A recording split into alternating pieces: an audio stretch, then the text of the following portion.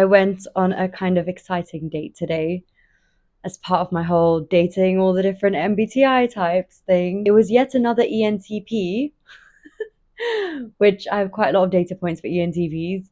But this is an unusual ENTP. He was an ENTP, and those of you who are into Enneagram, he was an ENTP 1 with a wing 2, which is really rare. The most exciting part for me, this was a famous actor's stunt double. Yes. I've been traveling for about 8 years, non-stop pretty much. Those of you who are new to the channel, that's why this channel is called Adventure with Isha. My name is Isha. I have been all over the world, traveling around because I wanted to and because I was really interested in learning about the world. And I've come to the conclusion that what the world needs is radical love that people embody for themselves, but can then also give to everybody they meet. This radical idea that we can possibly try to understand people despite them having different views and opinions to us. As far as I'm concerned, we all come into the world sacred beings. We all come into the world pure, right? We all come into the world not racist, not homophobic, none of these kind of qualities. And these are all learned behaviors. So that's why I think it's important to be understanding with people, because without proper dialogue, we're never going to solve these problems anyway.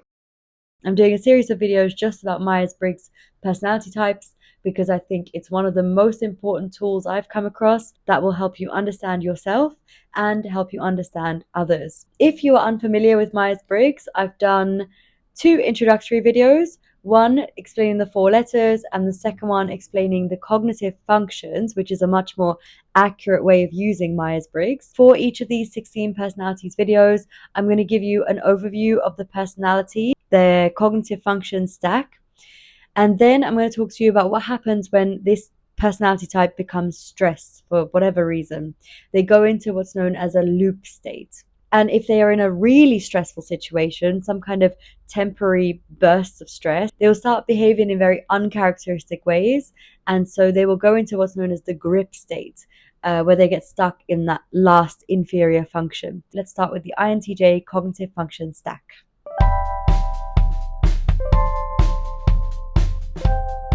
The INTJ's cognitive function stack starts with introverted intuition.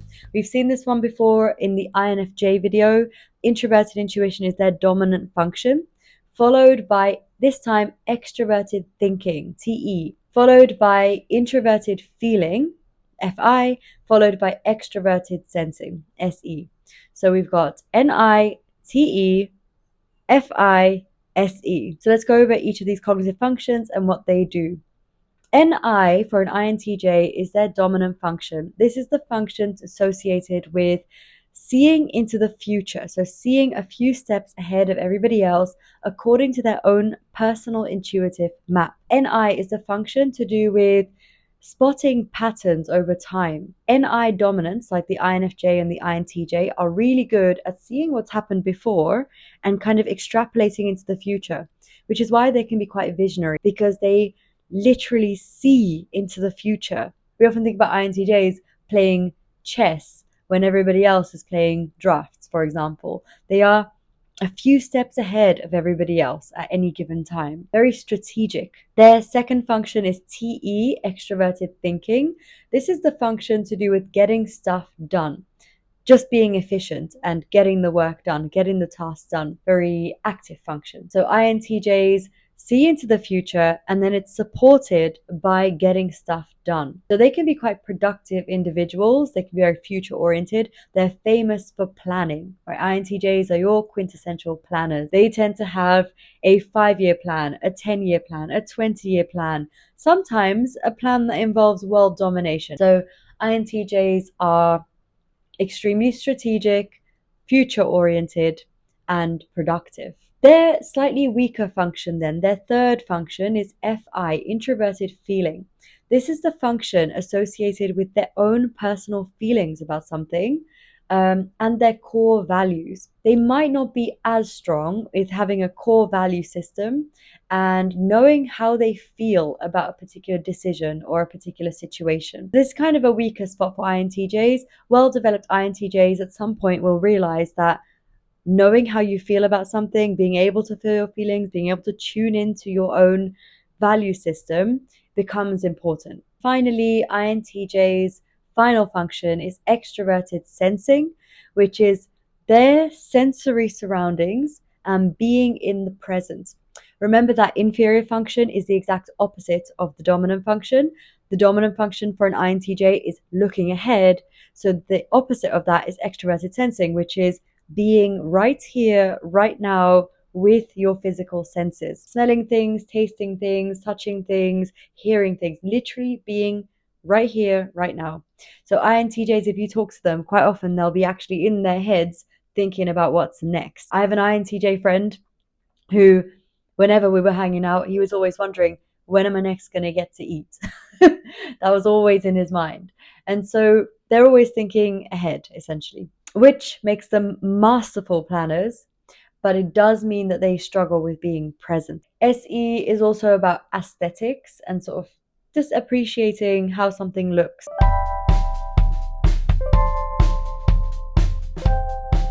When INTJs are stressed, they skip their second function. This is the same for all of the 16 personalities. They skip their second function. So for INTJs, that looks like going from introverted intuition, NI, to introverted feeling, FI, back to introverted intuition, back to introverted feeling, skipping that TE, the productivity function in the middle there. So what that means is they are looking to the future, thinking about how they feel about it, looking to the future, thinking about how they feel about it. And they don't get anything done because they're skipping the getting stuff done function. They get stuck in their inner vision and their value system. It's an introverted loop, therefore they get stuck in themselves. They might become overly idealistic because this loop of vision and core values means they end up stuck. They might become emotionally withdrawn and they might become quite judgmental. And in this sort of state of stress, they also avoid action because they're skipping that second function. So they're not doing anything. They're just kind of stuck in themselves. And TE is also about results and being driven. And so they might also avoid feedback from the outside world. Essentially, they get stuck in themselves, just like any of the I types in their loop state. To break the loop, just like all the other types, you want to re-engage that second function. For an INTJ, what this looks like when they are stuck in this loop, when they're inside themselves and they're envisioning the future and they're thinking about their core values and they're very idealistic, they want to take a step. So TE would be actively doing something to further yourself towards your goal.